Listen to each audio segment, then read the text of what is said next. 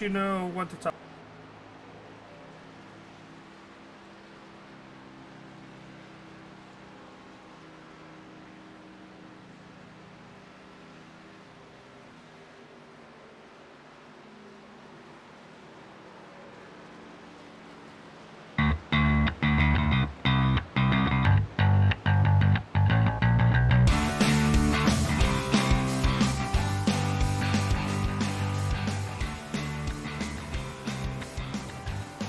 Ladies and gentlemen, welcome to the Irish Hills of Michigan. We are at the Michigan International Speedway, this 2-mile D-shaped oval.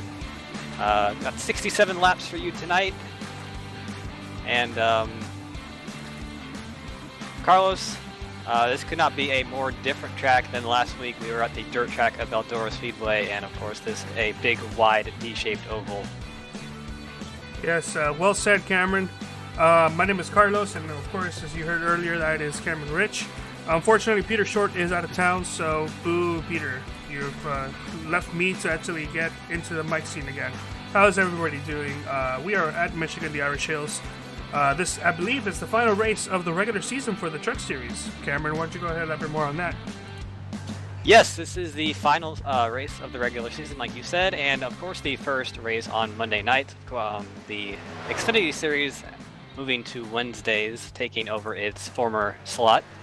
So if you want to see trucks for the rest of the season, we will be on Monday nights and Xfinity on Wednesday nights. But yes, this is the last race of the regular season. The chase will start after this, the conclusion of this event. So going to be looking forward to that. And Yes. the big storyline from tonight, Tanner Sharp, the points leader, not here tonight, and he will not be here for the rest of the season. Not running on Mondays, has prior commitments. So very unfortunate to see one of the dominant drivers of the season not going to be running anymore, but he sure gave it a good run. That is, very, very sad to see. Unfortunately, there had to be a schedule change to accommodate some broadcasts. Not much on our end, but we did the best we could. This is the schedule that we all came up with, and Tanner Sharp will unfortunately be unable to continue with the Truck Series on Mondays due to, I believe, schooling conflicts. That being said, we will be here on Wednesdays, and with the Xfinity Series starting, everybody's looking forward to driving these faster cars compared to the trucks. We're going to be seeing racing 2 times a week now, which, as I was speaking earlier from the drivers, everybody's excited to see, to be racing some more. And as the season goes on, some of the truck races will have to be possibly cut down just a little bit shorter to accommodate a less painful schedule for some of these drivers who do want to race twice. Absolutely. More racing, never a bad thing. It's going to be good to see how these guys handle the Xfinity cars. A little bit faster, a little bit less downforce. It's going to be a good show. These guys put on a good show each and every week with the trucks, and I don't see why the Xfinity cars will not be, or will be any different. But we do have a minute left in practice here.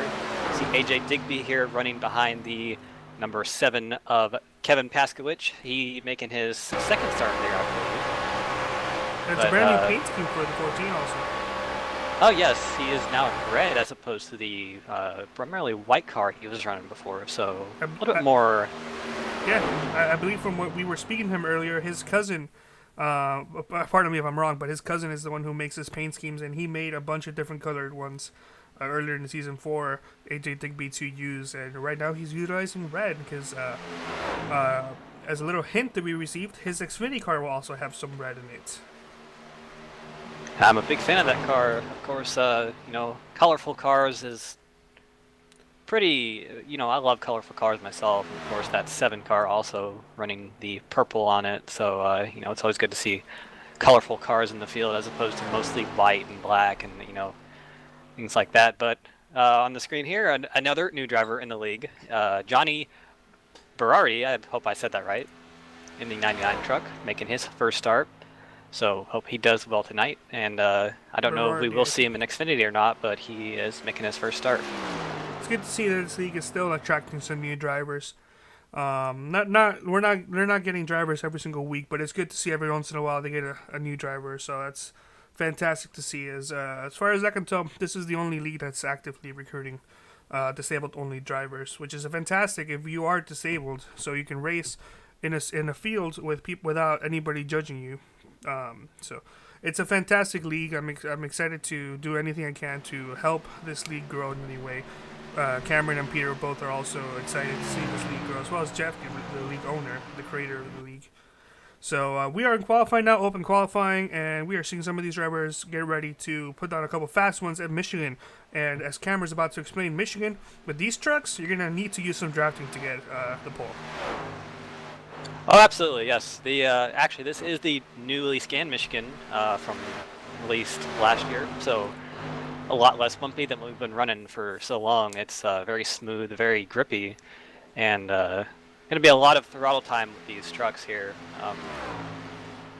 But you know, with these trucks, they're not as powerful as, say, the Cup cars or even Xfinity, and they have a lot of downforce. So you're really going to need to stay in that throttle as much as you can, and it's really a momentum management track. So you know, that's kind of why this track opinion is split.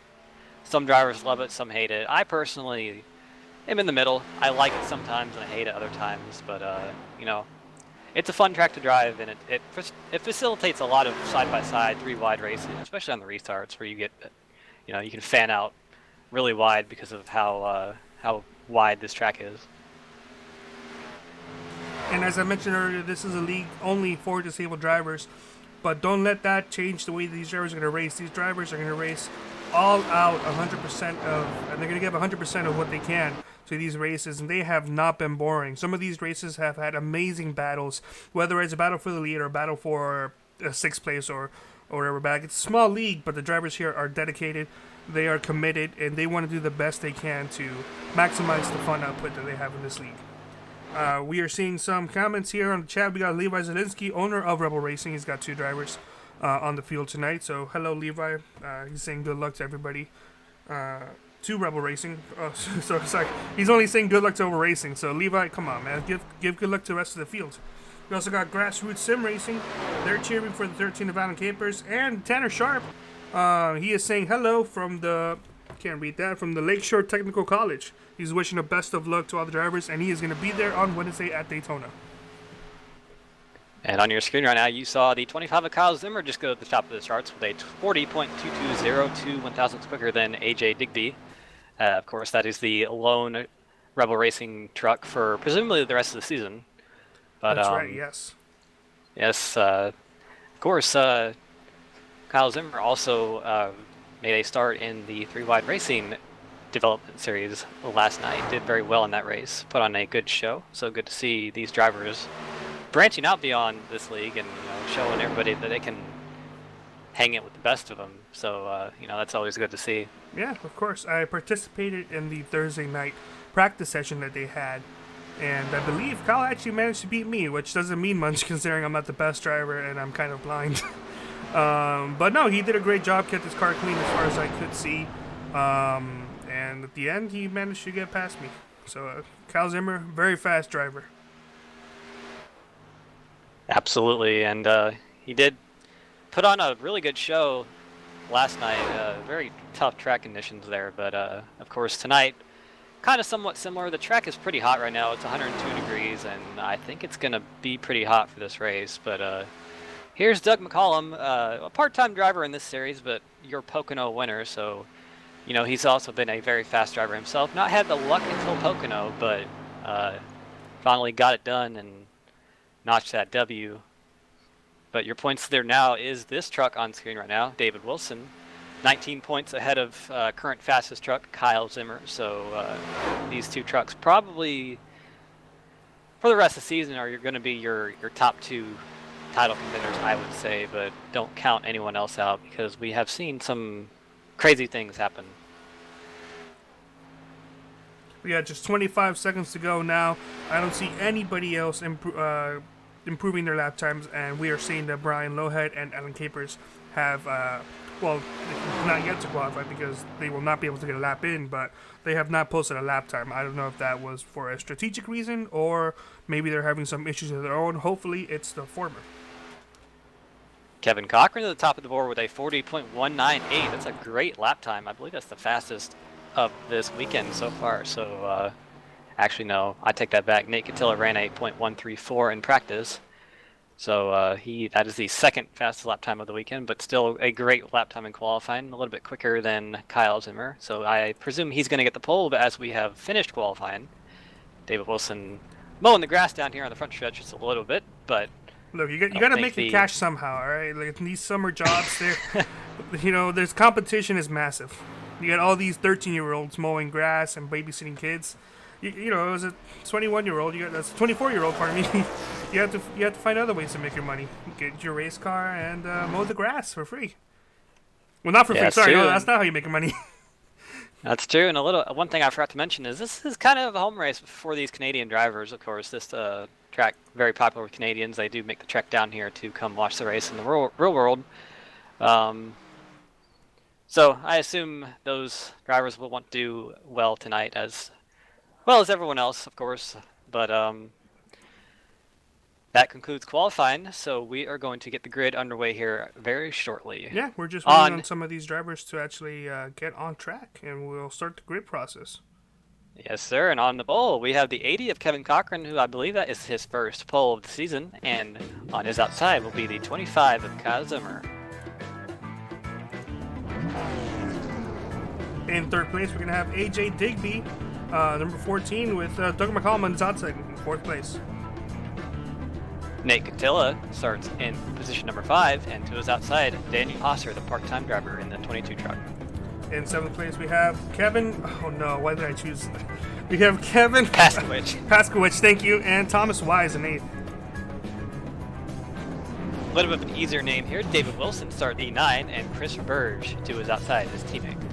At 11th, we're going to have William Wise with Tom Johnson as outside in 12th. Starting 13th, the new driver, Johnny Berardi, and to his outside will be Alan Capers in the 13 truck. And last but not least, we're going to have Brian Loheg in the back of the field. So we look forward to seeing him move up. Short field tonight, but that doesn't mean the racing is going to be any less intense. These drivers, like I said earlier, they know how to drive and they know how to drive fast. These drivers are not afraid to go 3 wide. And they go 3 wide in the tracks where even I probably wouldn't go 3 wide. So in a huge wide track like Michigan, you know, I look forward to seeing 4 wide. Maybe 5 wide, but definitely not 6 wide. And these trucks lined up, how I'd like to say, short track style. There's another name for it, I don't know, but that's what I call it. Really cool to see these trucks lined up like that. You can see them pull away and grid up. But, you know, like you said, it's a short field. We have 15 trucks here. So qualifying, not all that important, but you obviously want to start as far up the field as you can. But it's also not, it won't harm your race because it is relatively easy to pass here. So, you know, those trucks in 13, 14, 15 really don't need to worry about the race. They're going to be just fine, I think. Something we do have to note for is to see how the tire wear is going to be affected with this hot track and the fact that they're going to be going full throttle for the first couple of laps at least. I don't know if these drivers will be able to go full throttle for the whole race, the whole run, or not. It just depends. It is a very hot night tonight.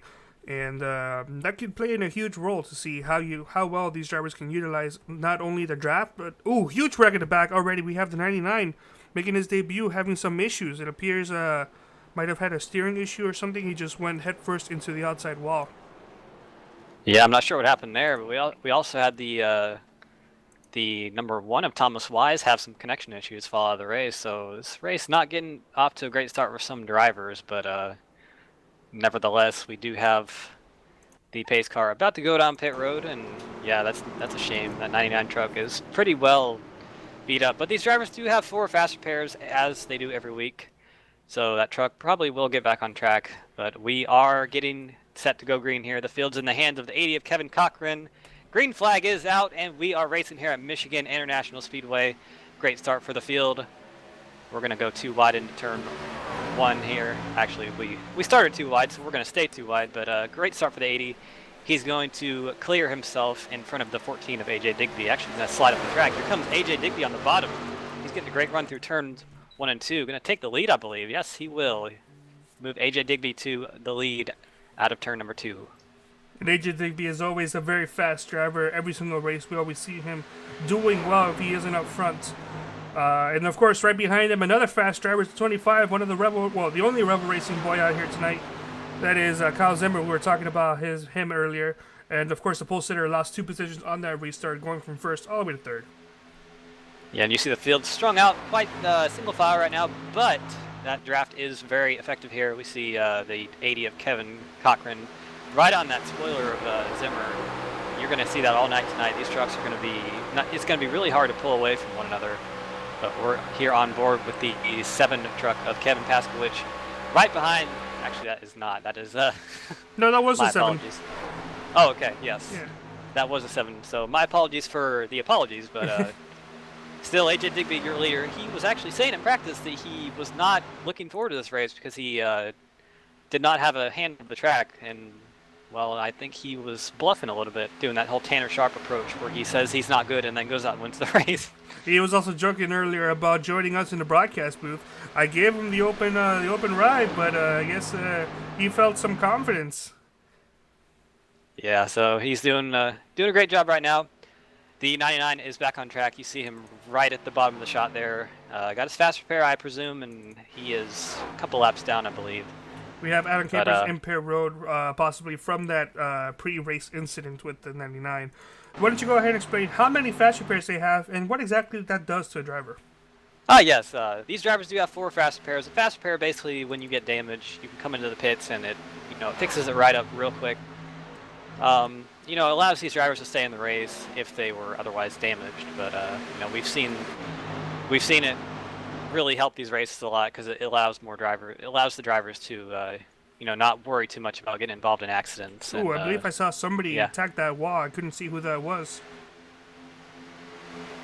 You're not missing anything up front. Still quite single file. AJDB leading. Kyle Zimmer in his pursuit. One driver that has moved up from his starting spot a little bit is the 98 of Chris Burr. Started 10th. Now he's in 8th now. He's a driver that I always look at every week because he's a driver that tends to do different strategies than everyone else. If everyone pits with more tires, he will usually either stay out or take 2 or something. Very, very, gambling man. I really appreciate that. Oh no, the 22 of Daniel Hesser hit the back of his truck against the inside wall. We'll see if we can go back and take a look at what happened here. Did he get some help? Or caution is out. It's presumably from the 22 of Hesser. He hit the wall hard, and the wall just threw him out into the inside of the track, and then eventually backing it up into the wall. Yeah, it looks like he just got loose there off turn number 2. So, yeah, we were talking about how this could be a treacherous track with the conditions and stuff, and I think we just saw its first victim right there, the 22 of Daniel Hasser. This could either mean a couple reasons. Either the track is so hot and the truck is so tight that it could cause issues like that coming on, especially the longer we go. And or possibly maybe what I was saying earlier, these trucks can no longer go full throttle after a couple laps. And it could be the 22 either didn't catch on to it quickly or he made a mistake, a mental error, and then ended up shoving him into the outside wall. Well, we are 5 laps down on lap 6 now, and we were talking earlier in practice, tires are going to be an issue in this race, so I do expect the whole field to come down and take form. Except for the 98, of course. Yes. Well, actually, okay, well. 2 drivers stayed out, 3 drivers stayed out. As a matter of fact, one of the drivers that stayed out is in 98. Yeah, there you go. AJ Digby obviously not listening to me. He's gonna do the opposite. But really, it's 5 laps is not a terrible lot on the tires. But this track, it can be either or, especially with how hot it is. But that does mean Alan Capers will be your lucky dog, the driver who was involved in that pace lap incident. So he will be back on the lead lap. Good to see that. I kind of looked at it for a second, but I believe the 25 may have overshot his stall just a little. As you see the 7 of Kevin, pardon me, pulls off. I was thinking of a different league with a different number 7, pardon me. The 7 of Kevin, yeah. Yeah, he's going to go ahead and... Perfect, yeah. Couldn't have said it better myself. I actually couldn't. However, that does not give him the race lead because the current race leader is AJ Digby. Yeah, if things stay as they are now, he's going to line up, I believe, 5th or 6th on the 5th, yes, on the restart. We'll see if any of these other drivers are going to come down pit road. Maybe the 14, possibly the 80. I don't see the 98 of Robert coming down pit road. It could be maybe one of these drivers trade out to possibly lead a lap, and seeing that now that's impossible, they may go down pit road. But as you mentioned earlier, it's only been 5 green flag laps. It is a hot track, but 5 isn't that big of a number. And Carlos, if you're a driver that stayed out, say AJ Digby or Kevin Cochran, Christopher Burge, if you're gonna play that strategy, right now is a really good time to do it because it's still early on in the race. That if it doesn't work out, you have a lot of time to make it back up. So, I think we see Brian Lowhead here, another driver that usually stays out to lead a lap or so. Obviously, didn't get it because others stayed out and he was behind them. And also Alan Capers, your lucky dog, pitting. But yeah, if you're gonna do that, now's a good time to do it because you have all that time to be able to make it back up, and it won't hurt you that bad. Oh, of course, yeah. And it's a short race, 63 laps. It'll be going quick. These drivers don't give out as many cautions as some of the other leagues I've seen.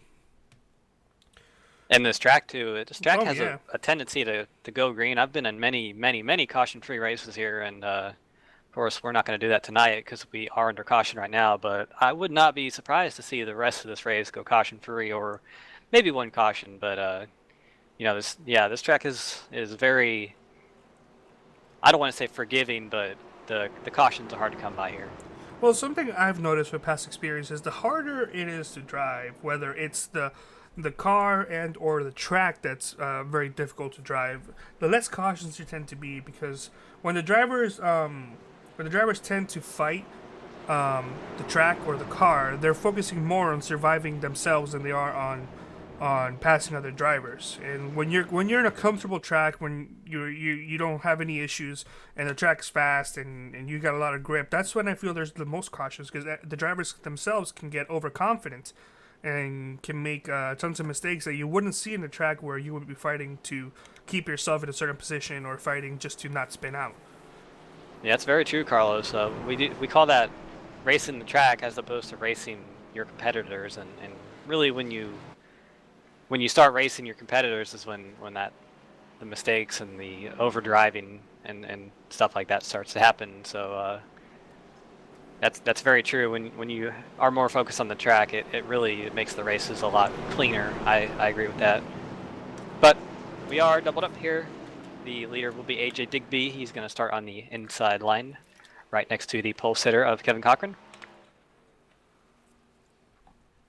Of course, this league, I don't know why, they love giving that Porsche pace car lots of love, specific for this league. Last week, they didn't have it because you can't drive the Porsche in the dirt, according to iRacing, although I don't find that realistic.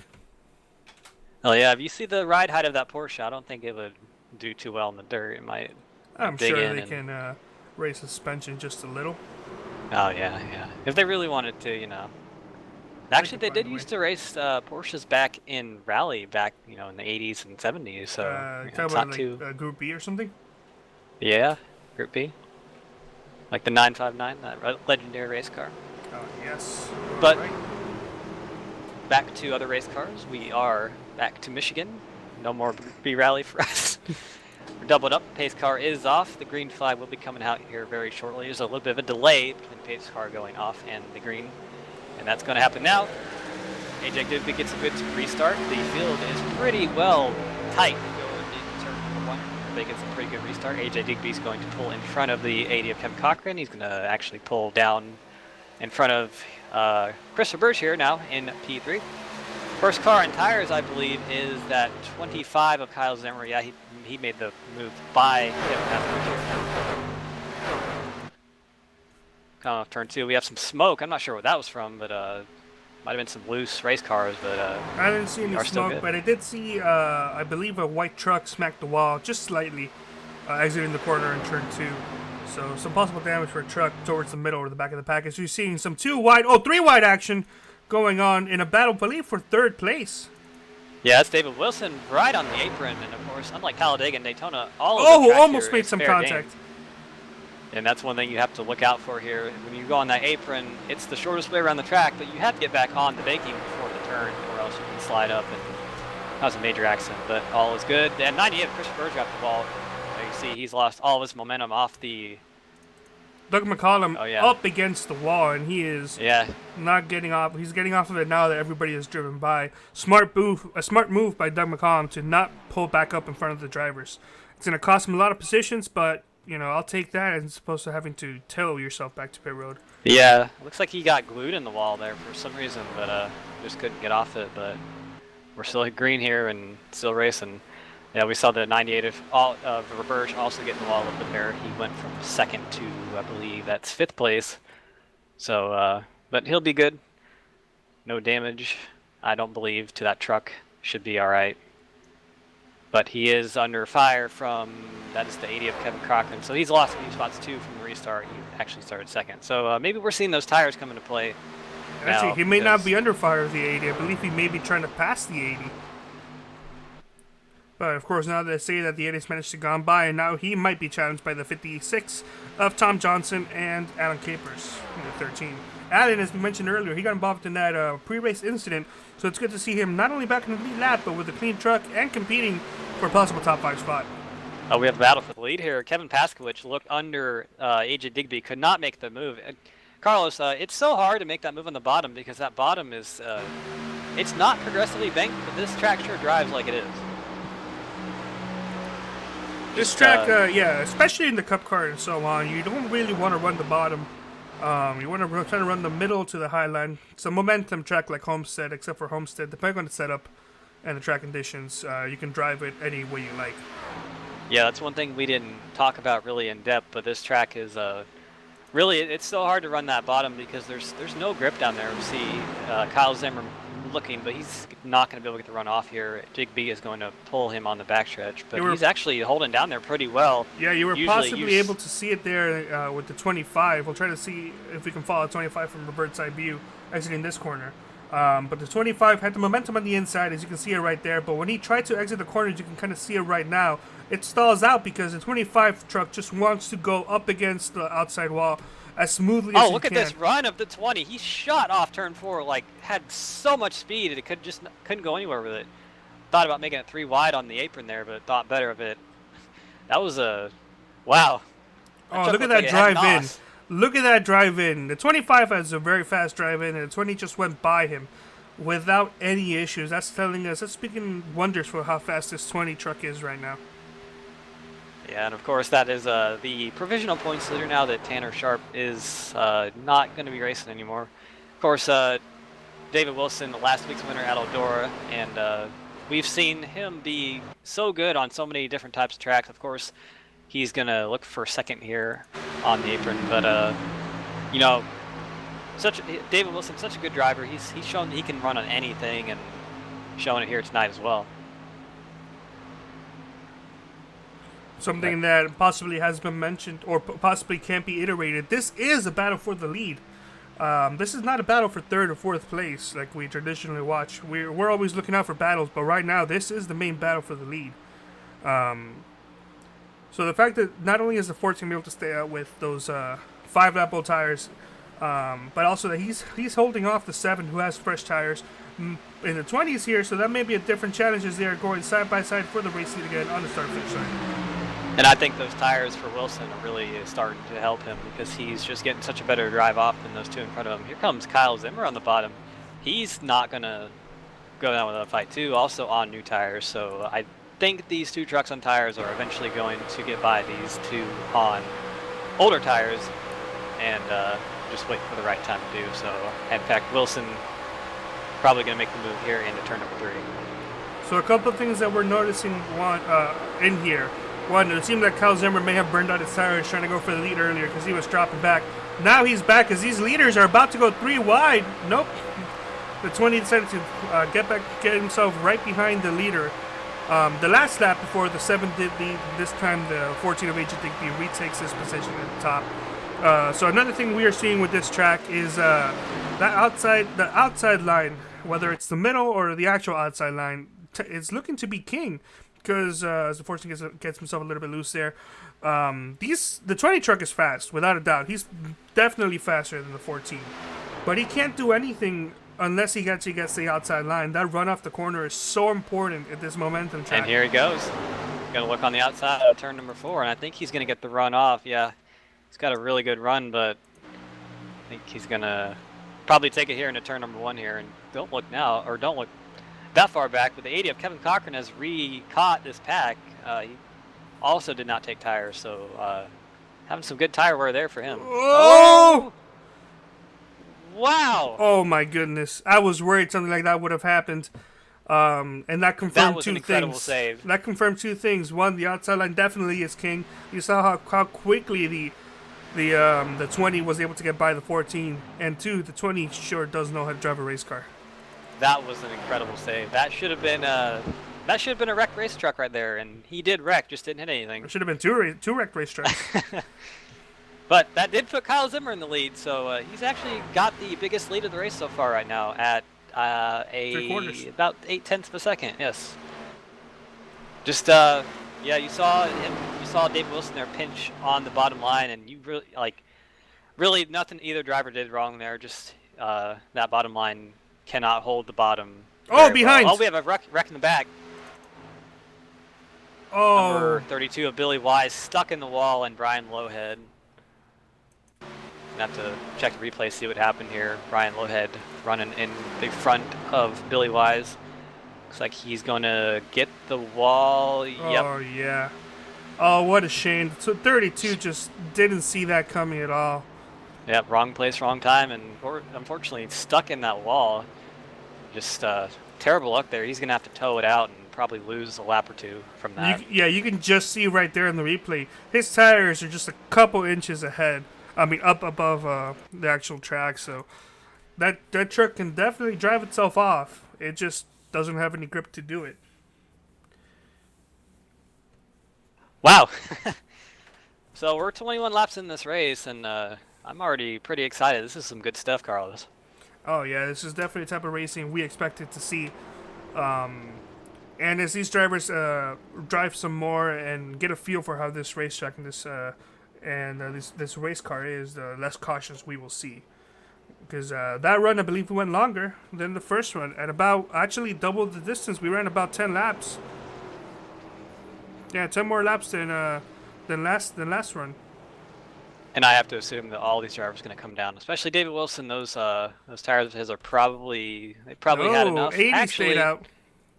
Yeah, as soon as I say that, somebody has to prove me wrong. So thank you.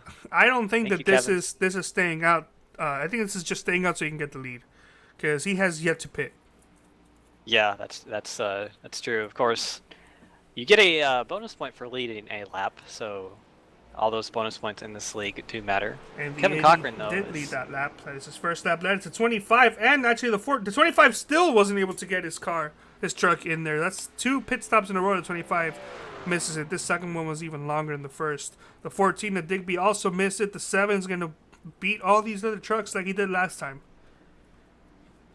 7, yeah, 20, 14, and 25. I don't think, did they make contact?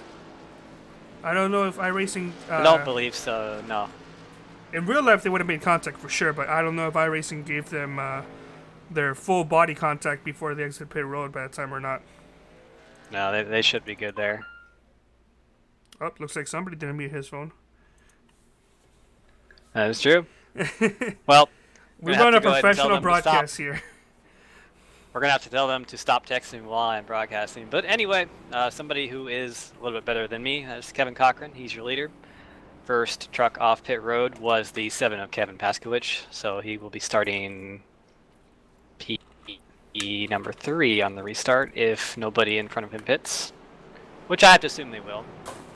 Because like you said, the 7 is currently second has not pitted this race. Oh, yes, that's true. Nate is a lap down. And there he goes. Not sure how Nate got a lap down, but he is going to be the lucky dog, I presume, and he'll have a wave around regardless. Yeah.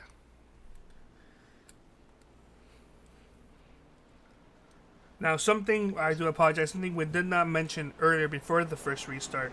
We didn't actually go over the actual restart rule for this league. We've done it in previous broadcasts, but if you're new, we are on iRacing Live today. We may have a new viewer or something. This league only goes on green. They do not go when the pace car goes off. So whenever the pace car goes down pit road, we're gonna have that kind of long process of these cars getting in and driving closer to start finish line until green flag does come out, as we saw in the first restart.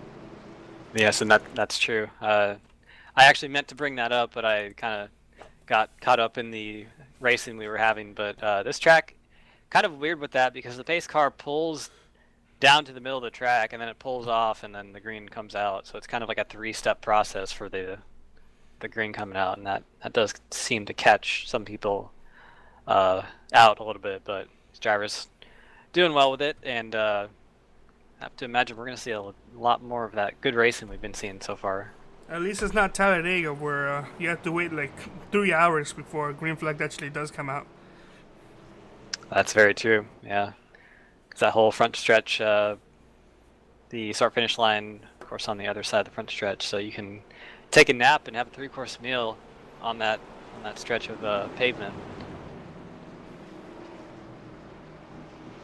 But see here, the number 4 of Nate Catillo, I'm not sure why he's a lap down, but he's going to be on the lead lap again. He was the fastest truck in practice, actually. A lot of drivers saying he was one of the trucks to beat. Very good at this track. I do believe it's his favorite track. I've been talking to him. So going to have to see how he fares later in this race. We'll see more from him as he goes around the pace car and gets on the back of the lead lap. But the field's doubling up here. Field's going to be in the hands of the 7 of Kevin Paskowicz with David Wilson to his outside. We'll see if they don't make contact again here in turn number 1. Hopefully not. I don't think Wilson liked that too much.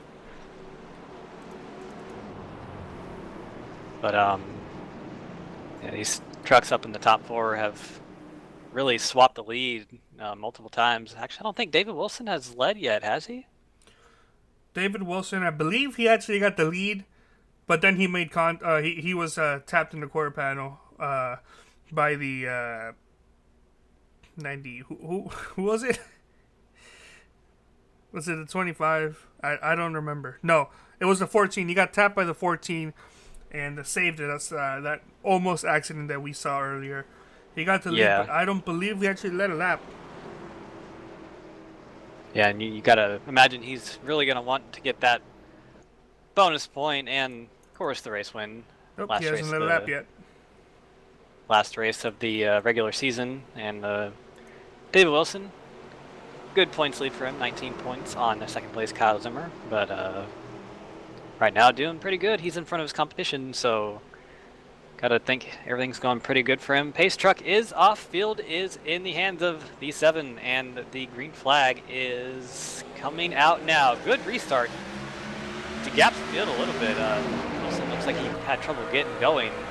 He pushed here by the 25 and still really not up to speed yet. But he's gonna be good here in turn number 1. But AJ Digby gets by him, so move Dave Wilson back to 3rd place, and you have some battling back in the pack here. 3 wide out of turn 2. The 33, 80, and 98 are 3 wide. Looks like we were almost 4 wide. We have a wreck on. Oh, that's the 56 around. Somebody hard in the wall. Oh, it's 22 again. Yeah. 13 of Capers. Daniel Hosser not having a good night so far. Had a couple of hard hits already, but it's like we just ran out of room off turn number 2. Oh yeah. Looks like some side drafting going wrong. 56. Just an innocent bystander along with 13. Yeah, looks like they 22 just tried to take it 3 wide, and the hole closed as soon as he went in there, and just unfortunate accident there. But regroup the field and try again.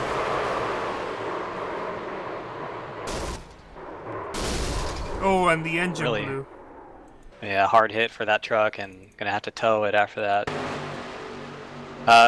Hosser, a part-time driver in this league, really, you got to think he's probably trying to come out here and make something happen in his limited starts, but that was not the thing that should have happened. But it's going to be fine for the rest of the drivers. They'll take their fastest pair and get back going here.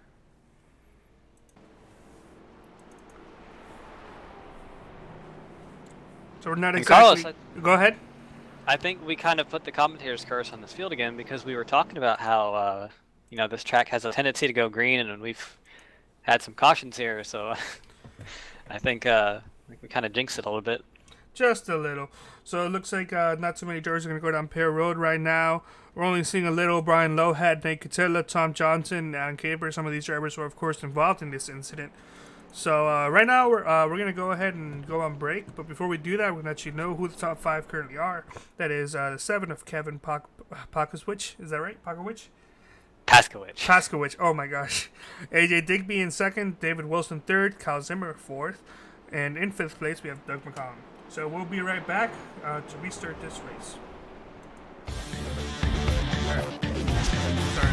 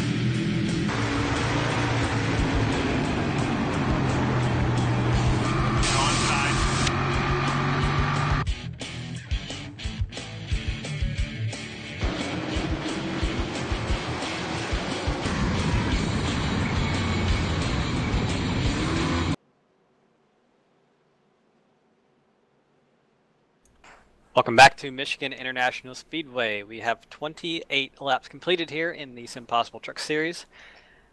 Pace car lights are off. Let's quickly regroup the top 5 for you. Kevin Paskowicz, your leader. AJ Digby 2nd. David Wilson 3rd. Kyle Zimmer 4th. And Doug McCollum 5th. And we are lined up to go green. Double file here on the backstretch. And been quite the race so far, Carlos. Yeah, well, something we saw these last couple of restarts specifically the last one, is the outside line just can't seem to get it right on the restart.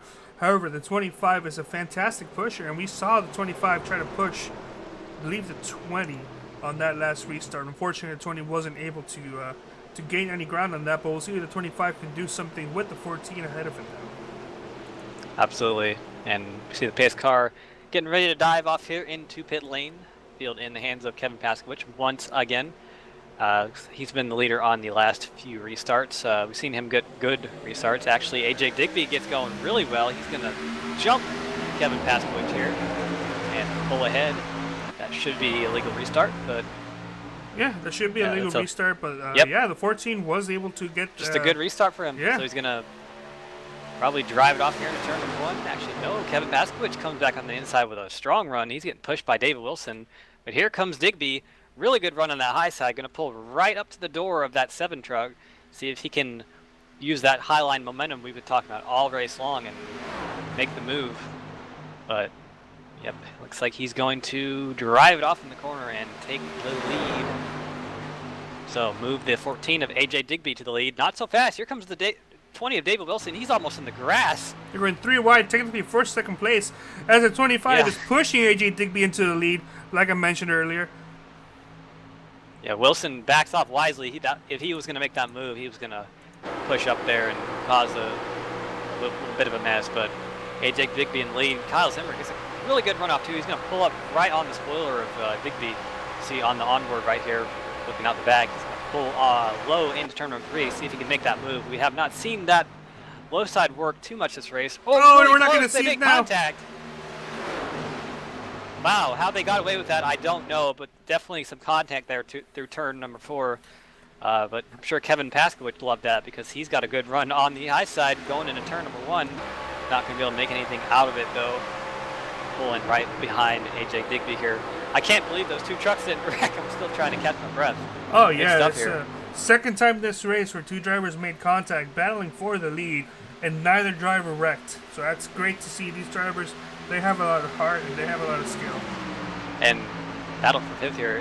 Nate Catilla going to drive right around the outside of Christopher Burge. Christopher Burge going to obviously not give it up that easily, but Nate Catilla, one of the drivers we were talking about earlier, who was really quick here, just kind of had some bad luck there early on the race, but he got his lap back. And you were mentioning earlier how the Ford Nate Catilla was the fastest in practice, and he's definitely trying to back it up right now. Yeah, he's very fast on the track right now, up to the top 5, and a lot of the drivers said he was going to be a truck to beat. So he's not, or he's proving everyone right. Oh, the 20 in the wall. Nate Catilla makes a really good evasive maneuver all the way on the apron, and I saw another truck in the wall, but we're not going to have to ignore that. I think it was Digby. Oops. Digby kind of got the wall a little bit because he got past the lead. Oh. Hit the wrong button as there's a battle for the lead going on. Yeah, out of turn number 4 here, the 14 and the 7 were really close. They almost made contact. We're seeing that a lot today. I just personally can't see any of these drivers pulling off an inside pass. I don't think even you could do it, Cam. That inside line is so... It's such a disadvantage compared to the outside line. Saw the 7 there get a little bit loose off turn number 2, so he's going to pull in behind Zimmer. So Digby, Zimmer, Paskowicz, your top 3. Nate Catilla up to 4th, and Chris Burge in the top 5. David Wilson has dropped back to 7th after hitting the wall there. That was a pretty good contact there, Carlos. And as you know, this track is really aero sensitive, and that truck's probably not going to be 100% until we get a caution. But we have a battle for the lead. Here comes Zimmer on the apron, going to come below the 14 of Digby, and I think that he's going to make the pass there into terminal. That's really the only way you can... He was able to clear the 14 before they actually entered the corner. Yeah, yeah, that's the only way anybody was able to pass somebody in the inside line. You have to and we have battle for 4th. Chris Burge on the inside of Catilla. Oh, he's around. They make contact, and Chris Burge is hard in the inside wall. That's probably going to be a caution. Caution is out. These new iRacing tracks, the caution comes out a lot earlier or a lot easier than before. We are past halfway, but I do not know which driver got that bonus point. I believe it's going to be Zimmer. But what was that? Looks like the 98 and the 4 were just, it might have been some netcode there, I'm not sure. Yeah, that looked weird.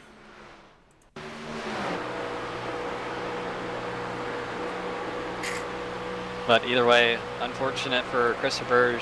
Yeah, that truck just kind of. Yeah, he just got random damage. Yeah, you see that damage on the right front. He didn't really hit anything, so definitely some netcode there. Really unfortunate because he was having a great run battling for the fourth spot. But get that truck fixed up with a fast repair and definitely be back up one here. More But look.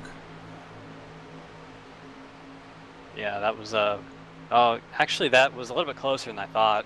That was.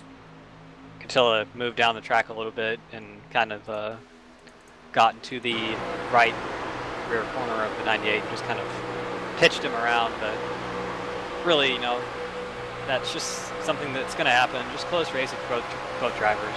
I mean, that was a little bit of netcode, but there would have been contact either way. Yeah. Either way, the leaders are coming down pit road, and I'm going to wait and see who's going to stay out this time, because they like proving me wrong. 13 of Capers, probably going to go ahead and lead a lap, because he's probably about done with this race, considering how his luck has gone. And he led that lap. Yeah. I was saying he was going to be done with this race because his luck has not been so great so far, but got that truck back up on the lead lap, and he's running really well, so good to see that. He's going to lead the lap, and I think Zimmer finally made it in his pit stall, but Kevin Cochran didn't. He missed it.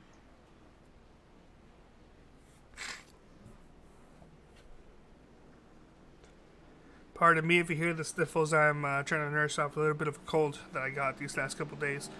I feel fine, though. I just got the sniffles. Race off pit road. Give that to Kyle Zimmer, followed by AJ Digby and David Wilson. So David Wilson went ahead and took that fast repair after that pretty hard wall contact. So he's going to be right back in the thick of things. And Carlos, that's really something that we've kind of talked about the last few weeks as we see the cone getting. Yeah, that's actually not good. You may actually get a black flag for that. Yeah, somebody's gonna probably get a penalty for that. And that cone had a wife and kids, so not gonna be happy about that. But one of the things we've been talking about the last few weeks is the fast repairs. Really, sometimes you can get by with just fixing your truck and saving a fast repair for later on in the race. But here, I think really you just want to take it because aero is so important here. Even if you fix it up, it's still not going to be 100%. It also kind of depends what type of damage. Right side damage, yeah. I think any type of right side damage, you're going to have to get repaired. Somebody taps you in the left rear quarter panel, I think you'll be good to go. As long as it's not affecting that spoiler, you're good. Yep. Yeah, and we see that. Really, it's a strategy thing, so it's really cool to see that. But either way, Alan Capers looks like he's probably going to stay out on track. Because he did not come down pit road that last time, so... it is being shown it's currently been 11 laps since he's last gone down pit road, so add in about 4 laps of caution pace. He's got about 6 laps of actual heat in those tires, so... he might be good to go. Yeah, we'll see.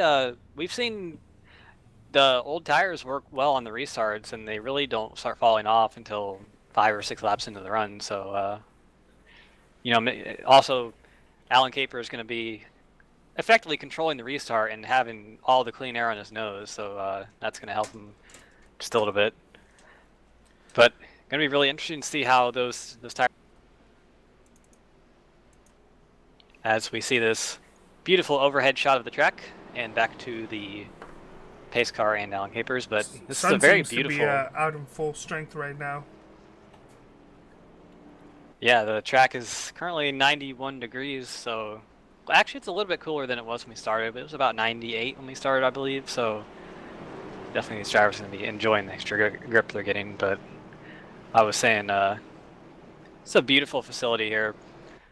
If I ever want to go to a race in the future, this is really one of the ones I would like to go to, because this just looks like a nice track to go to and very historic. One of the older tracks we go to, of course, opened since 1968 and been a NASCAR staple since 1969. So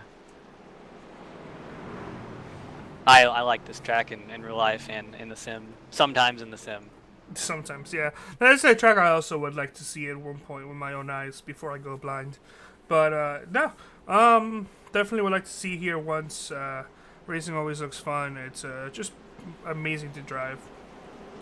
Not to mention, this is the racetrack where all the the teams want to win at, considering that this is Michigan. Absolutely, Michigan, the track very close to all the automakers, so really we see that in the real world.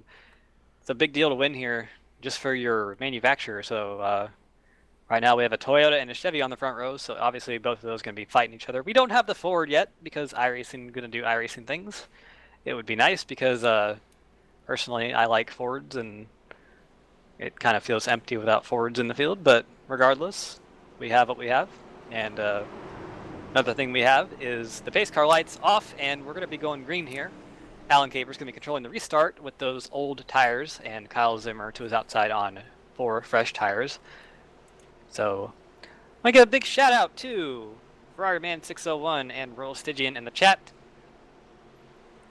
Thank you for keeping us company while this pace car dives off the track, and we're going to be getting going here very shortly. And green flag is coming out right now. Alan Capers gets a great restart. I was worried about the wheel spin. I don't know what the 14 was doing. The 14 just wasn't even close to the 13. He's going to lose one position there technically.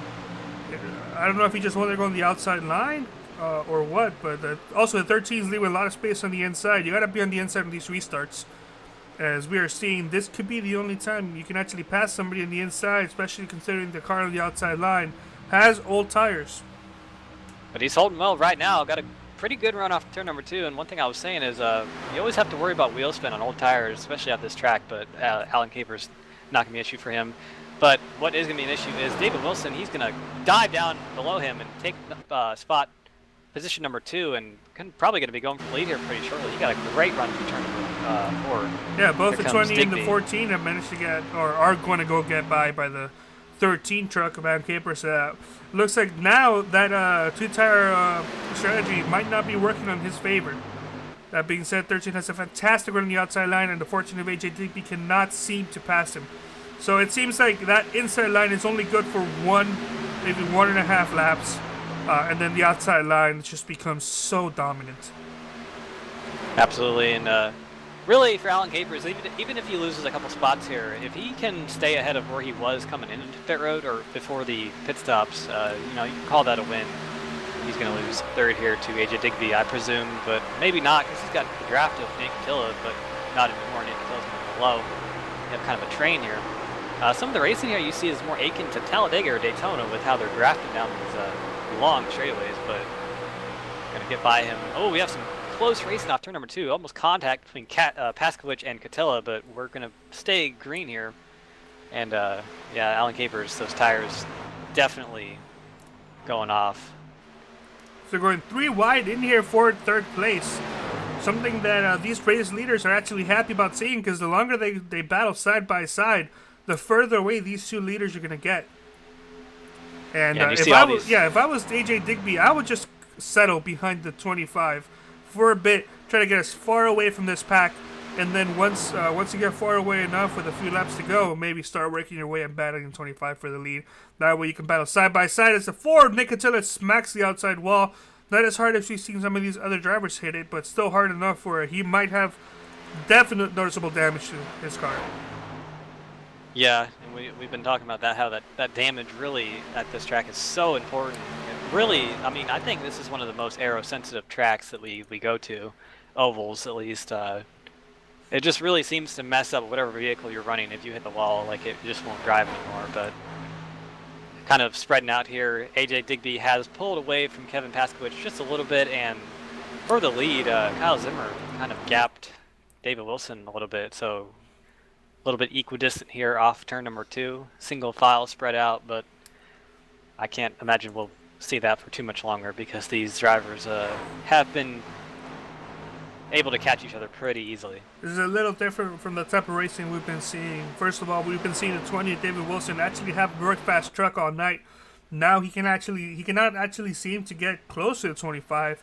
And second of all, we've been seeing 3 or 4 trucks battling for the lead non-stop. This is the first time that a leader or 2 drivers are actually pulling away from the main pack.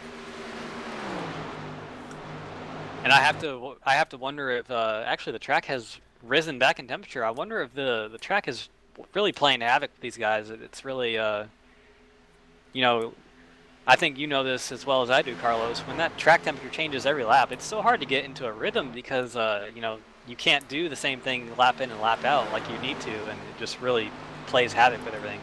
And something else I haven't, or something else I have noticed, is that recently, since the new update came out with the track time change and everything, a lot of the tracks, a lot of the races have had multiple instances where you have noticeably seen the clouds affect the sunlight and actually see the track dim and lose some temperature. But I don't think I've yet to see too much of that happening in this race tonight. As a matter of fact, I can't even recall a single time when the track was in shadows. We have a battle for 5th place here. Nate Catilla and Chris Verge. Chris Verge going to drive it into turn number 3. What a mad lad. Oh my God, he was in Canada for half a second there. He drove it in so hard, but he's going to take the spot from Catilla, and looks like Doug McCollum's having a little bit of issue off turn number 4, so he's probably going to be under fire from Verge here. Actually, Catilla's not going to let the spot go easily. Going to battle back on the outside, and if he can get his nose up there, probably going to take the spot, because you've seen that inside line just does not work when you have a car and you're outside, but Robert's going to be able to hold it off. Nick Catilla gets a little loose. That was probably strategic looseness there. He needed to get to the side of the 98. But these top 5 trucks or so are pretty equidistant, just kind of spread out right now. This is the only real battle on track right now between Catilla and Roberge. Roberge on the outside now, so they're swapping lanes here and there and really not knowing what to do with it. So good race here between these two cats. Oh, contact! Commentator's curse. Come on, Cam. Yeah, as we were saying, they made that was some pretty hard contact. I'm surprised there wasn't a spin on either of those parts. That was a good driving. We've seen that multiple times this race. That I think that's just a product of the track, Carlos. Yeah, this track is so tight, and these trucks, they're so dependent on horsepower. They're so dependent on the downforce that these tracks just get. These trucks, they can suck themselves into each other and make it hard to battle side by side for too long. Yeah, we're definitely seeing the track temperature change quite rapidly. It's down to 94 on my end, so look at really some draft dodging by the 25 Kyle Zimmer. Smart move. Yeah, that's something you see a lot of on races like this where the draft is so important. You just have to keep that car behind you from getting your draft, and you'll see it's something you see a lot in IndyCar racing too. You'll see them kind of swerve all over the track. It looks kind of bizarre, but it's a really effective move to keep that car behind you from pulling up to you like that. And Kyle Zimmer is making the best of it. There is such a thing as too much draft dodging to the point where your draft dodging is costing you even more speed than the other driver would have gained if they stayed behind your draft. As we see Nate Catilla up against the wall one more time. Hard on the wall. As we had a battle for 7th, Chris Roberge and Kevin Cochran, really close there in turn number 3, trying to dodge that damaged truck of Nate Catilla, but I gotta be honest, maybe it wasn't as close as the scene, but with the first perspective we had there, it seemed a lot closer. As the Ford got a fantastic run on the outside, is pushing the back of the 98 of Roberge, letting him know that not only is he there, but he's gonna help him into the corner a little bit. And never mind, I lied to you. I'm a bad liar. He decided to go into the inside now. Yeah, that Ford doesn't have as much damage as I originally thought. It's a little scraped up, but I don't think it's gonna be hurt. I don't think it's gonna hurt him too much. Just the way the perspective here is in the turn 3 camera, it really looks like you pound that wall if you even get close to it. But here's my small theory. I think that the Ford does have that damage, but when the Ford is behind trucks, I think he's good. I don't think because these trucks punch such a huge hole, and the closer the Ford can get behind another truck, that there's already lack of air or less air going into the front of that truck to push the truck down. So it doesn't really matter if you have front downforce, if you have a good front end or not. So he should be good behind other trucks, but when he's by himself or trying to pass a car and there's no dirty air in front of him, that's when really he's close struggle. there off turn 2. Lowhead and Catilla close off turn 2. That's a 4-car battle for 6th place there. And not only were they close, but it also seemed like there was almost a battle for the lead. Yeah, so intensity picking up here. We have 12 laps to go, coming to 11 to go. So, of course, it's go time now. It's this race has really flown by, Carlos. Oh yeah, a lot of very fast race, and these races are just going to get faster and faster. Possibly shorter races as the season goes on, depending on how the Xfinity Series treats these drivers. As mentioned earlier, gotta catch my breath here for a moment. These Battle drivers, for third here. they are all disabled. So some of these drivers are perfectly fine. They have no issues running long endurance races. As we've seen, this league, there's been a team that drove at Daytona with all of the drivers being disabled. And they did a good job until they got caught up in a huge wreck. And not only that, but last week they participated in the Bathurst 12 hours. They didn't get as good as a result as they did in the 24 hours of Daytona, but the fact that they attempted it and they finished the race speaks volumes compared to what these drivers can do. I also know that you, Cameron, participated in the 12 hours of Bathurst. How did that go? Absolutely, yes. I did race in the 12 hours of Bathurst. Unfortunately, it was a 6 hours of Bathurst for me because I got bit by the thing, that hard thing around the outside of the track. They call it a wall. And speaking of wall, there's no wall here. These two trucks are nose to tail. We're going to have a battle for the lead here. I have to wonder if David Wilson might have been just saving his tires. He's going to pull off low off turn number 4 and try to get a run on Kyle Zimmer. But with the tire wear situation, I wonder if he's been doing that. Now, that is something I did mention he could have done earlier, back when third place and back were battling side by side, 2 and 3 wide for position. I was mentioning really that close there. 25 of the 20 should have settled into their row and try to get as far away from this pack as possible. They did that now. They have a 1.3 second lead to third place. Third place is by themselves. They were in a battle earlier. But with these two drivers now with less than 10 laps to go, I see that the 20 has been saving his tires and his stuff, and now he's going to go all out as it looked a little bit of a slow exit of the corner for the 20. But as we saw a lap before, the 20 does still have some speed. He just needs to find a way to get on the outside of the 25. And a couple of things I'm noticing with these two drivers is David Wilson's pulling up so close to Zimmer's spoiler on corner entry, and that really can psych out a driver because, you have that car in your mirror and it's so close you think it's going to hit you. And, another thing is Kyle Zimmer's kind of doing the counter attack. He's taken Wilson's line away in the corner, and it's kind of, taking the downforce off the nose of that truck and not allowing him to get a good run off. All right, Cameron, let's say you're driving the 20 right now. What would you do to win this race? If I'm driving the 20, you're going to have to find a way around the outside because we've not seen that inside line work unless you can make the move and clear it before the corner. So right here, he's going to just have to keep it in the gas and try to see if he can get the run off. Looks like he's got a good run through turn number 2, but really not going to be able to do anything with it unless he wants to go low in turn number 3, which I don't think he's going to try. No, he's not. Kyle Zimmer's a very smart man. He knows that he cannot give the outside line to the 20. He gives the outside line to the 20, his race is done.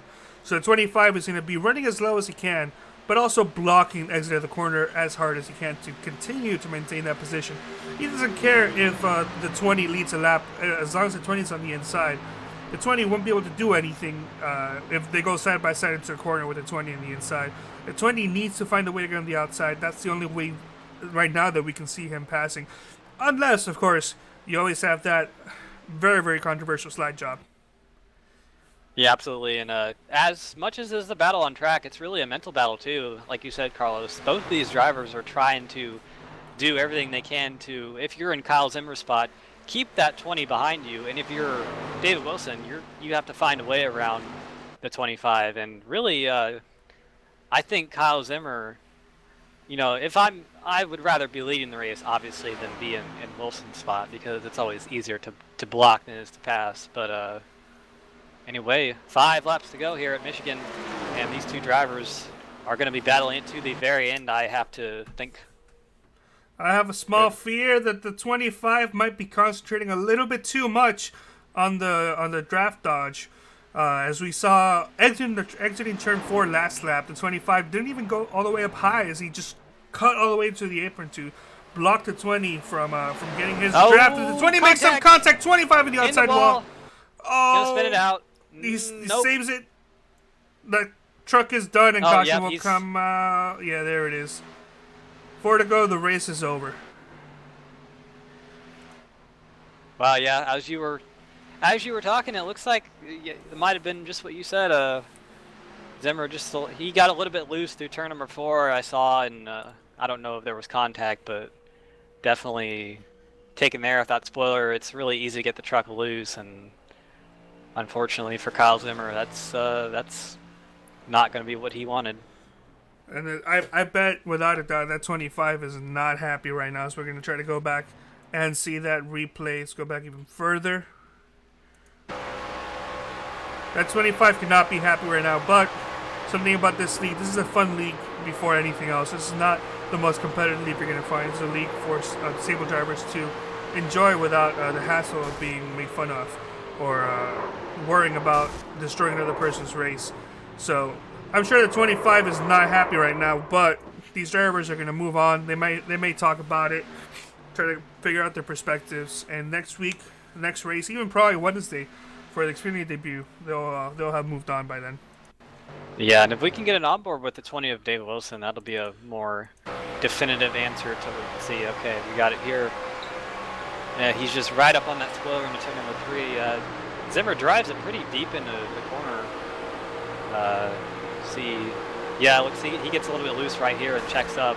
Not any ill will on Wilson's part, just not really much you can do when somebody gets loose in front of you. I don't think once Zimmer watches the replay, he's gonna see that he kind of got a little bit loose there and I don't think the 25 got loose. It looked to me like the 25 possibly got on the gas just a little bit too early, and backed off a little. But the 20 was just spot on perfect with his entry. I was shocked at how close the 20 was able to stay close to the 25 during the corner, and of course when the 25 had to back off the throttle just slightly, that's when the 20 was able to get underneath him. Was able to get right behind him and bump him. I don't think the 20 did that on purpose. I really don't. It was just the nature of how tight these trucks are, and just possibly slightly lifting up that rear end, causing the truck to lose traction, just go straight up into the wall. And Kyle Zimmer, kind of like the bad luck Brian of the league, per se, the last few weeks. I wasn't going to say that, but yeah, no, that's true.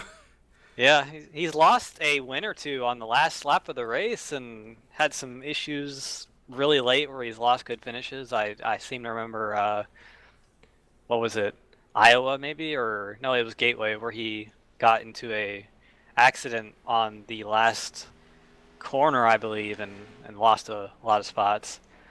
So, really, Kyle Zimmer, he's a really good driver, as all these guys are. David Wilson's a good driver, and those two drivers are just going for the win, racing for the win, getting all they can, and sometimes things like that just happen, and I think once Zimmer watches the replay, he'll realize that, like I said, there wasn't any ill will on Wilson's part there. Right now, while it is still everything unofficial, it looks like Kyle Zimmer is being scored as 12, so that's a loss of 10 positions. He did the very best that he could to not spin that truck after hitting the outside wall, but even I don't think I probably could have saved it. No, it's once you get in that spot, it's just so hard to really do anything. But either way, David Wilson's gonna come home with the win again. It's gonna be his 7th win of the season, and I was talking earlier. He's of course won at the dirt track of Eldora. He's won at Chicago and Dover, so he can win on any type of track, and just really kind of asserting his dominance over this league right now. He's coming out and showing everybody that he's gonna go out for this championship. And I see the 20 winning a championship. The only way the 21 win the championship is if the 25 has his misfortune turned around. Because that 25 is very fast, and it's races like this that are the reason specifically why he's not battling currently for the points lead. But also, we do have a lot of wildcard races in the chase, which does start at the conclusion of this race. Our first race will be at Bristol, so we'd have to say that's a wild card race. And then we go to the road course at Canadian Tire, and Talladega and Martinsville both in that chase. So really, David Wilson is he's sitting pretty right now going into it with a lot of momentum, but anything can happen. And we've seen both in the sim and real life that being good in the regular season with this chase format does not necessarily mean that you are going to be successful in the chase. Everybody get your kazoos ready. The 20 just won himself another race.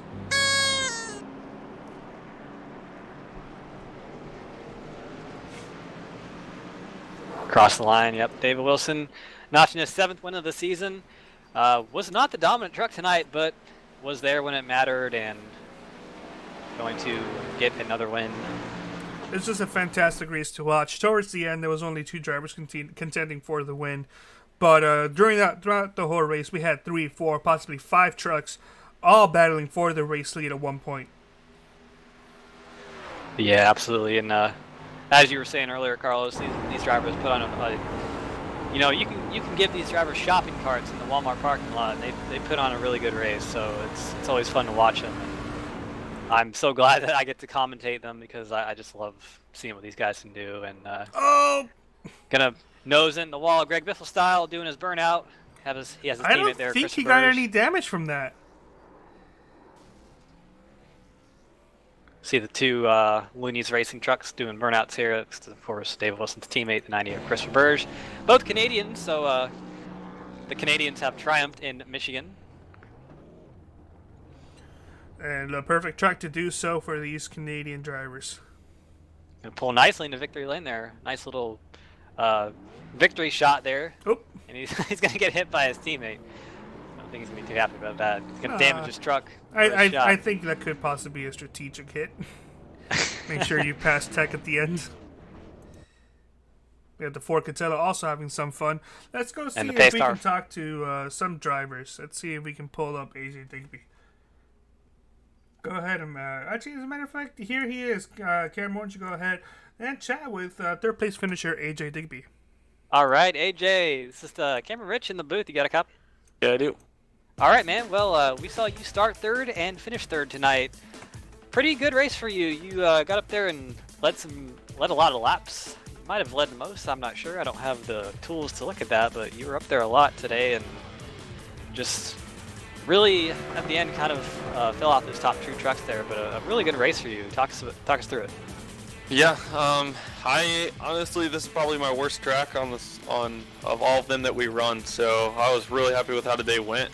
Later on in practice, I finally was able to find a little bit of speed, which helped me start 3rd, and then just kind of took it and ran, I guess, at the beginning. So luckily, I was able to get out in front, lead some laps, get some clean air, and had a pretty good truck. Like I said, it's not my favorite place, not great here, but I felt like on a short run I was really good for some reason, I guess. And then on the long run I definitely started to lose it. So Kevin Paskowicz had a great race and caught me on the long run there at the end, and I just did as much as I could, and holding on to a podium is definitely going to make me happy tonight. Yeah, you were talking about how you weren't too excited about your chances for this race. I heard you talking in practice that you were, not confident in that. But obviously, coming home with a 3rd place finish is a really good result, all things considering. We were watching the track throughout the race, and it looked like it was changing pretty rapidly. How did the handling of the truck get affected by that? Definitely changed over the course of the race. The clouds came in pretty early on, actually, which added some grip, which also cooled down the track. But then later on, with the added grip, but also the track was still kind of hot and old tires, it was really pushed loose. So you'd push throughout the turn, and you'd be steering it hard to try to keep it off the wall, and then you'd get a little bit loose. And so my guess is that's what happened for Kyle up front. Feel bad about that, but I couldn't tell from back where I was exactly, but I know I could feel that in my truck. It was a little bit pushed loose and was just trying to hold on to it late in the run, and that's where Kevin was able to get by me. But all in all, the truck handled pretty well throughout the course of the night, and awesome that iRacing has this day tonight. Every single time I drive in it, I love it. Yeah, that's right, man. And well, that is the end of the regular season for you. Notched a win. I believe it was Indy.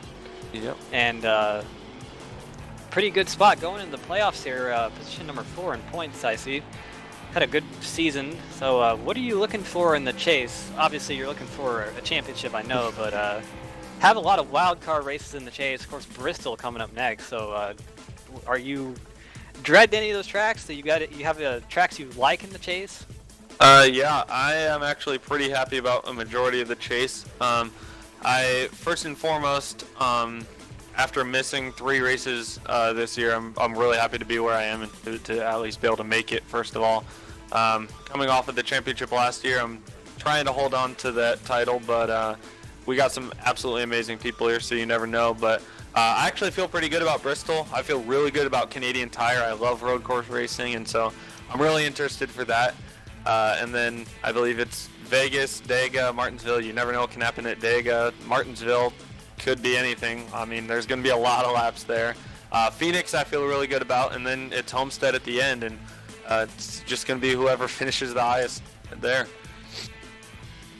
Yeah, absolutely. I was looking at the schedule during the race, and I was like, oh, wow, this is going to be a fun chase. But either way, AJ, congrats on finishing 3rd. You got some shout-outs for us. Thank you very much. First of all, for you guys, put on a great podcast. I'm real excited to watch it later. Thanks to my cousin, Kevin Vollmer, I was able to be my spotter tonight, and he also does the car designs on my car. So went with the alternate red today, and very thankful for that. Brian Newton, my other spotter, kind of joined in halfway through. So thankful for him, and then to Jeff for putting on this amazing league. I love it week after week, and all these drivers, we're getting better each and every week, and it's just awesome to be a part of this. All right, AJ. Well, thank you so much for talking to us. Great run tonight. We do wish you the best of luck in the rest of the chase and next week at the short bull ring at Bristol Motor Speedway. Thank you very much. See you guys next week. All right, and I've caught up with second place finish, Kevin. Kevin, hey Kevin, how are you doing? Paskowitz. There we go. Every time. Hey guys, thank you. Yeah, doing all right. I don't think I'm supposed to finish top 5 that quick, but it was a lot of fun tonight. Yeah, it's you did a fantastic job tonight. You were running up front the majority of the race. You led 8 laps, and yeah, it was just fantastic to see some fresh faces doing well and finishing up front. Can you go ahead and explain to us, just in general, how was your race? Yeah, I just a lot of fun. Michigan's probably one of my best tracks in general. So, just coming out and racing around, and the guys in this league, I've only run a couple of races with them, but they're great to race around. They're a lot of fun. It's probably, as far as attitudes go, one of the best leagues in iRacing. So I really want to thank all of them for that.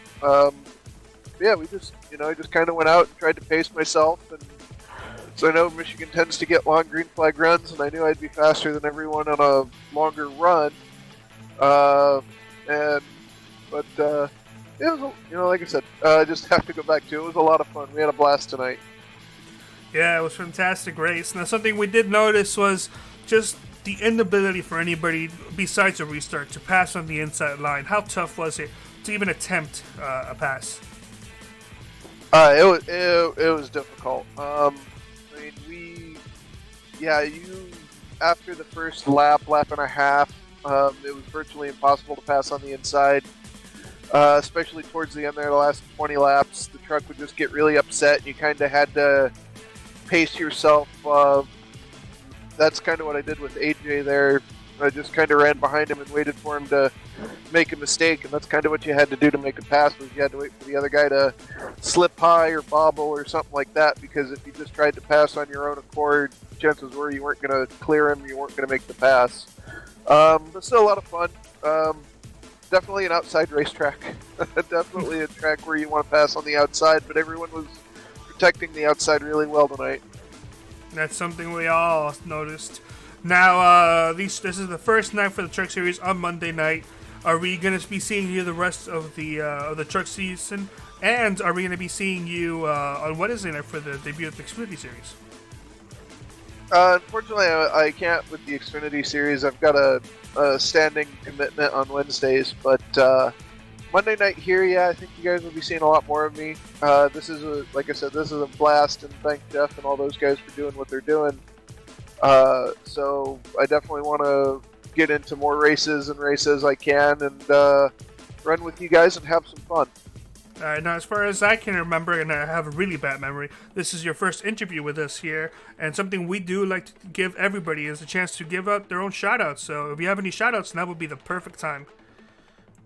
Alright, well, thank you guys. Well, obviously, Jeff, for doing what he's doing with what's an amazing league, and you guys for broadcasting, because I know that's a big thing on iRacing. But, I gotta shout out my own teammates, Will and Byron and Tony and Tyler and Nate and all those guys that I run with regular, because we all run trucks that are PH aware. So we run for charity pulmonary hypertension awareness, and we also have Actilion on my truck, which is Actilion Pathways, which is a patient assistance program for chronic patients. So, we really like it that they let us run their colors and race with us, and I really appreciate those guys and all the different series that we running the colors and running the name, and and for keeping me calm half the time and for teaching me what they do here on iRacing. And of course my wife, Karen, my lovely wife Karen, who tolerates this habit. Thank you, Karen. Alright, well, thank you so much. You did a fantastic job. We look forward to seeing you next week at Bristol. That's going to be a definite head turner for a lot of these drivers. Do you have any thoughts, any experience at Bristol you want to share? It's a fun track, I have a love-hate relationship with Bristol. I've had a couple wins there in different series, but I kind of call it the mini Talladega. I think the only safe place at Bristol's actually in the pits. So it'll be a fun race. I'm looking forward to running with these guys. I think it's definitely be a much more fun race with the give and take that this league does over what might happen in another league. So I'm looking forward to it. I think it's going to be a lot of fun, and we'll be back next week. Fantastic to hear. Well, thank you so much, Kevin. We'll see you next week. And I believe Cameron has caught up with the race winner, Dave Wilson. Yeah, this is becoming a familiar sight. Dave Wilson, you got a copy. Yes, sir. Lucky number 7 for you, notching your 7th win of the season with 7 races to go. Anyway, saw you kind of start, I believe it was 9th place. Only led 5 laps tonight. Kind of had a quiet race there at the start, but up front when it counted. Take us through your race. Yeah, at the beginning there in qualifying and practice, I just couldn't really get a grasp of the track. The more we raced it, the better I found the line watching everybody else race it, and I was able to find where I was comfortable. Once I found that, I was able to gain some speed and got up to the front. And unfortunately, at the end, I believe I might have gotten in contact with Kyle there. I do apologize for that. For him, I did not mean to do that. It was just, I had nowhere to go. Yeah, we saw that. If you want my unbiased opinion, it's just like hard racing for the league. We don't think there was any, ill will there, but either way, not something you ever want to see. But obviously, the rest of the race really awesome. We saw the track change a lot. It looked like it did, so kind of want to know from the driver's perspective if it changed as much as it looked like it did. Yeah, it definitely did. Whenever the clouds came over, it got a lot tighter than it was before, and I just did not prefer the tight conditions. Once it got a bit colder too, I tapped the wall there for a little bit, and I lost a lot of speed hitting that wall. It just seemed like it kind of sucked me, and I just lost all my speed all at once. And it was definitely a lot tougher the more cloud coverage there was. The sunnier it got, the better I felt. I just preferred the looser car, or truck I mean, but it's all personal preference. I think some guys preferred racing with the cloudy weather. I preferred the sunny weather. Yeah, absolutely. And I'd say you are going into the chase with a pretty commanding points lead, kind of asserting your dominance over this league with your 7th win. I kind of don't even want to ask this question because I feel like it's an obvious answer, but really, what is your strategy for the playoffs? Obviously, to win as many races as you can, but like, is there any tracks that you aren't really looking too forward to in the playoffs?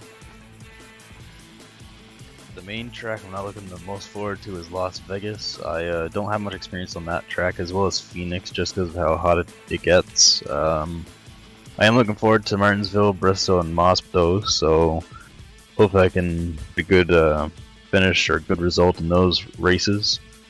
Not sure about what other tracks are raised to. I know Holmes at the end. I forget the other track though in the second half of the chase. I know Homestead last year. I luckily got a win out of that one, but unfortunately did not win the championship, as I ended up missing a race there earlier that season. But hoping to get the championship this year, and just hope for the best. Yeah, absolutely, and I think you have pretty much made a statement throughout this entire playoffs that you are going to be the driver to beat, so really not much more you can do with that. You've had an incredible regular season, and I can't imagine that it's going to be too different in the chase. But David, thank you for talking to us. We know you have shoutouts for us as usual. Yeah, I'd like to thank everybody here in this league just for making this possible every week. Thank you guys up here in the booth as well for broadcasting this, as well as commentating it every single week. I'd like to welcome some of the new guys in the league, and especially Kevin, the one that finished second there. I unfortunately don't know how to pronounce his name yet. It was some good racing with him there earlier this race. I almost took him out there twice, being on the bottom of the track, but I luckily didn't, and he got a really good finish for his second race in this league. I hope to see more of him. He's a really good racer. I'd like to thank my teammate as well for helping me out there at the start and giving me some confidence for this track, as I was not confident at all going into it. Michigan's honestly one of my least favorite tracks, and I don't usually perform the best here, so I was really glad with the performance that I made tonight. All right, David. Well, congrats on your win. You drove a hell of a race, as you do each and every week, and I want to wish you a good luck next week at Bristol, and good luck in the rest of the chase. I think Carlos has caught up with Jeff Schmidt. Yes, I have. I've caught up with the league owner, and one of my favorite people here is Jeff Smith. Jeff, how are you doing tonight? I'm doing awesome, Carlos. How you feeling? Got a little bit of the sniffles. I feel fine. Just got the sniffles, but we're good to go. Another race down. Regular season is over, and we move over to Bristol now for the start of the playoffs. How do you deem tonight's results going over? Yeah, it was an awesome race, man. A lot of racing going on throughout the track. The battle for the lead and second place there for a while was pretty nail biting. It was really great. I had a blast watching it. As did we. We all had a fantastic time watching this race. Not only was there a two-car battle there at the very end, but throughout the whole race itself, there were 3-4 cars at some point. Trucks at some point. 5 trucks battling for the lead before cautions ended up breaking all that apart. So it was a fantastic race to see, as I was mentioning earlier. These drivers, it's a disabled racing league, but just because they're disabled doesn't mean they can't give you guys a fantastic show. So, the state of the league right now, we have moved the Truck Series over from Wednesday nights to Mondays. And now Wednesday nights is going to be the start of the Xfinity Series. Would you care to go into some more detail about that? Yeah, Xfinity Series start is this Wednesday. So, Daytona start, 33 race schedule, following the exact NASCAR Xfinity schedule. Even up to the off weeks. We have the off weeks when they do. So, that Wednesday, these guys will be racing it, and then that Saturday, or whenever, sometimes they race Fridays or Sundays in Xfinity too, but whenever the Xfinity races will be later on that week. So pretty neat. Also, it should match up with the iRacing Service official races, so those guys will be able to go out and practice in official races for our league race on Wednesday, which is a bonus too. I'm a bit disappointed that I didn't realize that was a thing. Forgot that you guys actually aligned the schedule up with the actual real world one. It's based off the 2019 schedule, am I correct? Yes, sir. The 2019 Xfinity schedule, and it's going to be even the date set up in iRacing and the times that we're going to run is going to be to the T. Fantastic. I also noticed some quick thing that I noticed was you guys got yourself a new driver this weekend. I've been noticing every once in a while you guys get yourself a new driver, so it's always fantastic to see. As far as I can tell, as I mentioned earlier, this is the only league that is actively recruiting other disabled drivers to run in a disabled only league. So if you are a disabled driver, feel free to check up on this league. If you want to participate, go ahead. This is a judgment-free zone. But don't take my word for it. Jeff here has a whole speech and everything prepared. Why don't you go ahead and try to woo these fans? Yeah, absolutely. First and foremost, we had a new driver tonight, Johnny Berardi. Welcome. It was a pleasure to have you out here, and we can't wait for you to race with us more. We have a handful of drivers that just signed up recently, and they have been accepted in the league. They got their numbers. They're ready to come rock and roll, but they got to get on track. So if any of those drivers are listening, we want you to come out here. We want you to have a good time. Don't be nervous. Don't worry about nothing. Just come out and have some fun with us. If you are a disabled driver or know a disabled driver that wants to join us, send them to SimPossibleRacing.com. Have them fill out a driver sign-up form, and then with that, I will send them a league request through iRacing if the driver sign-up form is legitimate, and you'll be out here racing with us. We got a couple of drivers too that signed up through iRacing. They sent the league request to us, but unfortunately that's not going to get you on the track. You're going to have to fill out that driver sign-up form so we can legitimize your eligibility to come race with us, since it is a all disabled and only disabled league. We want to make sure that everything is kosher there. So yeah, we're always recruiting, always accepting new drivers. It doesn't matter about your ability. It doesn't matter how good you are out there. You can be 100 laps down. You can be, 10 seconds ahead of the second place. It doesn't matter. We want you to come out here and have fun. As long as everyone's respectful, and that's pretty much our only rule that we really enforce, is just to be respectful and don't bash the admins or the drivers. And so far we've had a great thing with that, is all the drivers get along great. It's like a big family. I do have the top 8 drivers that will be going to the Canadian Tire track for the chase here as well. David Wilson, Kyle Zimmer, Chris Roberge, AJ Digby, Nate Catilla, Tom Johnson, Brian Lowhead, and Kevin Cochran will be your 8 drivers that have made the chase. Unfortunately, Tanner Sharp, who was in there, and Eric Minch both are not going to be able to run to hold their spots there, so they forfeited their spots. Speaking of Eric, he had a surgery today, and we wish him well. We want to share our love and our thoughts and prayers to him. I just got a message that he's out of surgery and he's doing okay, so that's great. It was pretty extensive, and he's going to have a long recovery time, so we sure love that guy, and our thoughts and prayers are to him. Hopefully he can get back out here sooner than later. And Tanner Sharp, unfortunately, was unable to make Monday nights work for him, so yeah, he had a really good attitude about it, which is great. He wasn't upset, because I know he was right up there in the points, so he definitely would have made it to the chase and possibly won a championship out of it, but he's looking forward to racing Wednesday. Yes, and we did confirm that Tanner Sharp will be here Wednesday. He was watching on board a little bit at his college, university. And of course, Eric, we wish you good luck. I was able to see your message on Facebook that you were okay. And as Jeff stated, we can't wait to see you back on track. It's going to be a blast, and I'm excited to see what's going to go on. But before we do go on to the final results and end tonight's broadcast, Jeff, I believe you have somebody you want to thank, or a couple people you want to thank, and some shout-outs as always. Yes, absolutely. MSForward.org, Jim out of Omaha, Nebraska. Daryl is the owner of MS Forward, and what a great guy he is. He partnered up with us to help us out, and man, did he help us out. I hope he truly understands everything that he's done for us to give us opportunities that otherwise we would not have. So MS Forward will forever be a league sponsor of us, and this series sponsor of the truck series for this season. So thank you, Daryl, for everything that you've done. Go check out msforward.org. They got a lot of cool stuff going on. Very unique and innovative technologies and different ways that they help people work out and rehab. It's very neat. Skylar Allen with Go Fast Racing League. That's a league that is recruiting, and anyone can join that one and get out there and go race. I'm an admin of that league.